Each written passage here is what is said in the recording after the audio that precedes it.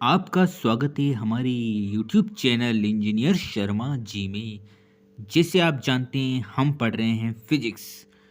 Physics में आज हम पढ़ेंगे गुरुत्वाकर्षण बल, ग्रेविटेशन फोर्स। गुरुत्वाकर्षण बल क्या है? यह एक बल है। क्या है ये? यह बल वह बल जो किसी भी वस्तु को धरती के केंद्र की तरफ खींचता है उसे पृथ्वी का गुरुत्वाकर्षण बल कहते हैं।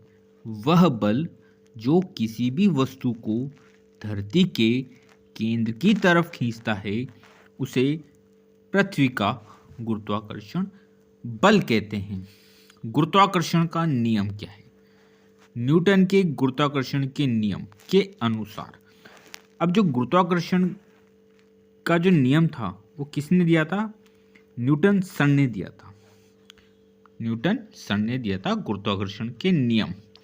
न्यूटन के गुरुत्वाकर्षण के नियम के अनुसार दो पिंडों के बीच गुरुत्वाकर्षण बल उनके द्रव्यमानों के गुणनफल का समानुपाती और उनके बीच की दूरी का व्युत्क्रमानुपाती होता है। न्यूटन के अनुसार क्या है गुरुत्वाकर्षण बल?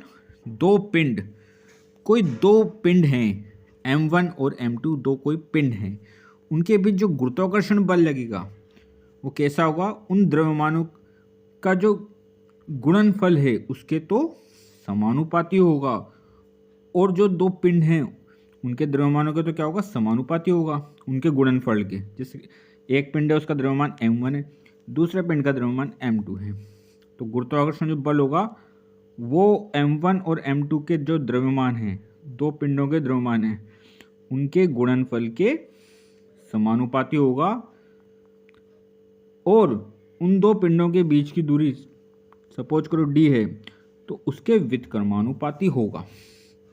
यदि दो पिंडों का द्रव्यमान M1 है और M2 है, दो पिंड क्या है? एक तो M1 है और एक M2 है, और उनके बीच की दूरी कितनी है? d।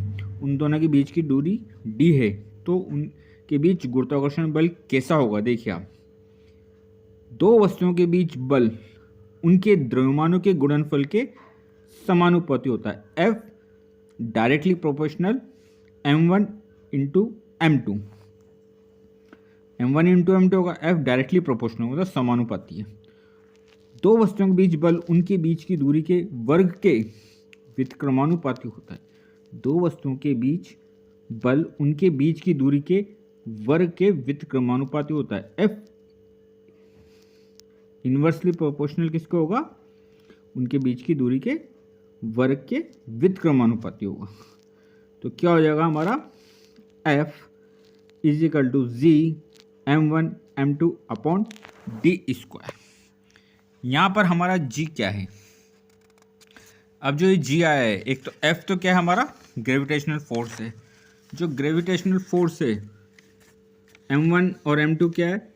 जो हमारे द्रव्यमान हैं दो पिंडों के M1 और M2, d क्या है? उन दोनों द्रव्यमानों के बीच की दूरी है। g यहाँ पर क्या है? g is a constant. g एक कांस्टेंट है, it is known as gravitational constant, और इसे क्या कहा जाता है? ग्रेविटेशनल कांस्टेंट कहा जाता है। g is called universal gravitational constant. g क्या है? एक यूनिवर्सल ग्रेविटेशनल कांस्टेंट है। अब g की वैल्यू कितनी होती है? g की वैल्यू होती है 6.67 इंटू 10⁻⁻11।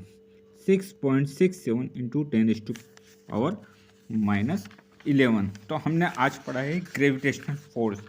ग्रेविटेशनल फोर्स क्या है इसके बारे में मैंने आपको आज पढ़ाया है। तो ग्रेविटेशनल फोर्स क्या है?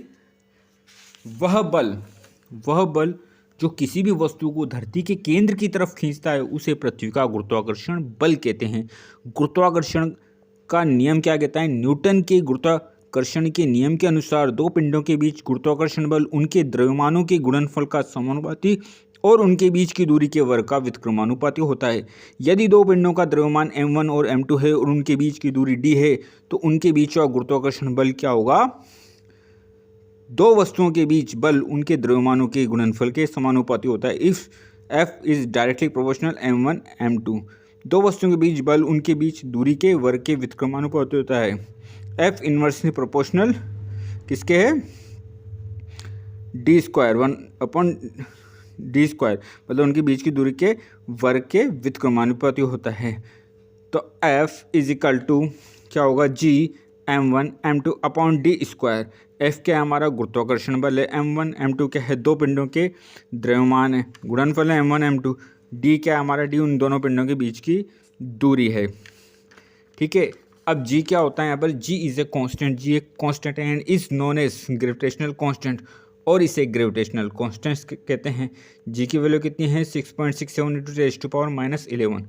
6.67 × 10⁻11 6.67 × 10⁻11 g की वैल्यू होती है। g is A called universal gravitation constant. g क्या है? को क्या कहते हैं? यूनिवर्सल ग्रेविटेशनल कांस्टेंट है। तो आज हमने पढ़ा है गुरुत्वाकर्षण बल F is equal to G m1m2/d²। F is equal to F क्या हमारा? Gravitational force.